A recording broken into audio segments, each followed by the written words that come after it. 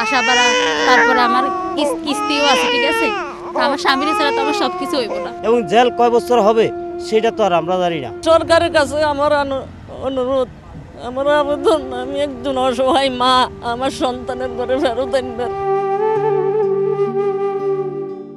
ভারতীয় কোস্টগার্ডের হাতে জিম্মি থাকা দুটি বাংলাদেশি জাহাজের ৭৯ নাবিকের পরিবার এখন গভীর উদ্বেগে দিন কাটাচ্ছে। তাঁদের চোখে অশ্রু, মন অস্থির, প্রিয়জনদের ফিরে পাওয়ার অপেক্ষা যেন শেষ হচ্ছে না।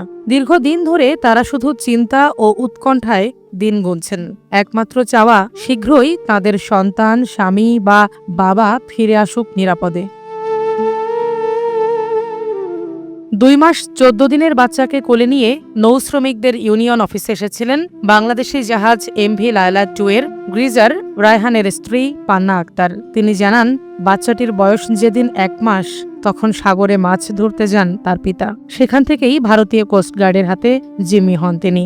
আমার সরকারের কাছে একটাই আবেদন, আমার স্বামীর সবাই যেন তাড়াতাড়ি বাংলাদেশে ফেরত দেয়। আমার এই মানে কেউ যেন দেখবো এমনও মানুষ নাই। আমার আর্থিক অবস্থা এত খারাপ, আমার এখানে বাসা ভাড়া, তারপরে আমার কিস্তিও আছে, ঠিক আছে। আমার স্বামীর ছাড়া তো আমার সবকিছু হইব না। সরকার যেন যত শিগগির তাড়াতাড়ি দেন ওদেরকে বাংলাদেশে পাঠায়। ৩ বছরের বাচ্চাকে সঙ্গে নিয়ে এসেছিলেন জাহাজটির চিফ ইঞ্জিনিয়ার রাসেল রানার স্ত্রী শামীমা ইয়াসমিন। বিভিন্ন দ্বারে দ্বারে ঘুরেও ১৬ দিন ধরে স্বামীর খোঁজ না পেয়ে উদ্বিগ্ন তিনিও। সরকারিভাবে কার্যক্রম চলতেছে, এখন চলতেছে, এ বিষয়ে আমরা কোনো আপডেটও পাই না। কবে ছাড়বে, কি পর্যায়ে আছে, ওরা কেমন আছে, আমরা কোনো কিছুই জানি না। বলে ভালো আছে, বলে সরকারিভাবে চলতেছে কাজ, কিন্তু কাজের তো কোনো ফলাফল আমাদের কাছে আসতেছে না। দিন গুনতে গুনতে তো ১৬ দিন হয়ে গেছে, কিন্তু আমাদের কাছে তো এই বিষয়ে ছাড়ার বিষয়ে বা আনার বিষয়ে কোনো কিছু আমাদের শিওরভাবে জানাইতে পারতেছে না।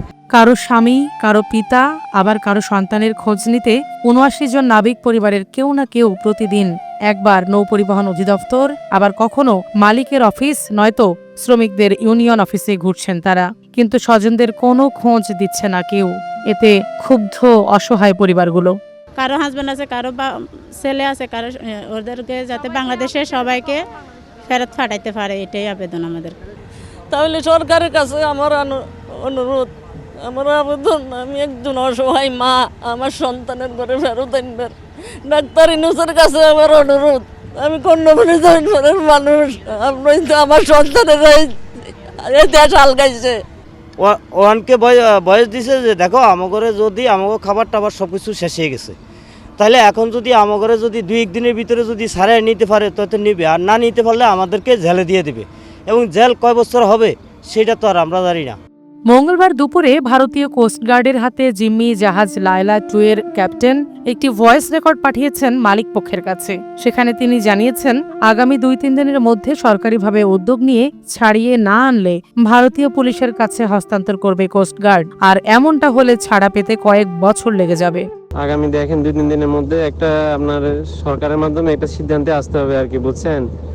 নাইলে তো এরা বলতেছে যে আমাদের যদি আগামী ২-৩ দিনের মধ্যে একটা সিদ্ধান্তে আমাদের সরকার যদি না আসে আমাদেরকে নিয়ে, তাহলে আমাদের জাহাজও সিজ করে দিবে, আর আমাদেরকে আপনার পুলিশের মাধ্যমে আবার যে FIR আছে ওইটা করে এটা বলছে যে তারপরে তোমাদের আরো ৩-৪ বছর সময় লাগবে তোমাদের এগুলো শেষ হইতে আর কি।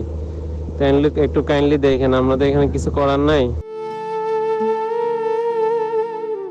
গত ৯ ডিসেম্বর দুপুরে খুলনার হিরন পয়েন্ট এলাকায় মাছ ধরার সময় ভারতীয় কোস্টগার্ডের একটি দল বাংলাদেশের জলসীমায় অবৈধ অনুপ্রবেশ করে ৭৯ জন নাবিকসহ বাংলাদেশি পতাকাবাহী FV লায়লা 2 ও FV মেঘনা 5 নামের দুটি মাছ ধরা জাহাজ ছিনতাই করে নিয়ে যায়। তখন থেকে জাহাজ দুটি ভারতের প্যারাদ্বীপ বন্দর থেকে ৯ নটিক্যাল মাইল দূরে গভীর সাগরে নোঙর করে রাখা হয়েছে।